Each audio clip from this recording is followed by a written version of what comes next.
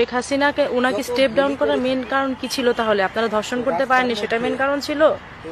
হ্যাঁ, আমি তো এখন স্পষ্ট দেখছি যে উনি এই একজন মহিলা, স্ট্রিক্ট মহিলা, উনি একা সারা দেশকে উনি যেভাবে করে হাতের মুঠোয় রেখে শাসন করেছেন, এটাই তো এই দেশের জন্য ঠিক আছে। খালি খালি আমরা বলছি উনি ফ্যাসিস্ট।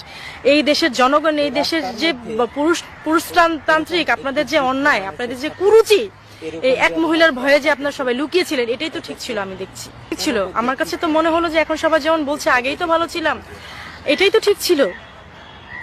কি করছেন কি আপনারা? শিয়ালের দলের মতো এই সরকারকে পতন করে আপনারা জেল নাই, হাজত নেই, প্রত্যেককে ছেড়ে দিচ্ছেন। প্রত্যেককে আপনারা দেখছেন না পর্যন্ত যে তার কি ক্রাইম ছিল, তার হচ্ছে আগের ক্রাইমের রিভিউ কি ছিল, তার হচ্ছে বিফোর শয়তানের মতো লুকানো ছিল জেল হাজতে। আপনারা এখন সেই সব বের করে দিয়ে আপনারা কি করছেন জানেন?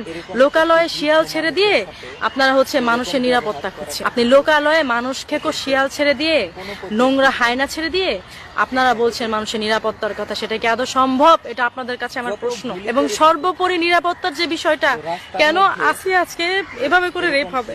কেন একজন প্রেগনেন্ট মহিলা এভাবে করে রেপ হবে? জবাব দেন আপনারা। এটা আপনাদের কাছে আমার কোয়েশ্চেন। কি কারণে হবে? এত বছর তো এভাবে করে হয়নি, হয়েছে একটা দুটা হলে সেটার জন্য স্টেপ নেওয়া হয়েছে। প্রাইম মিনিস্টার ছিলেন শেখ হাসিনা, উনি অনেক সাহস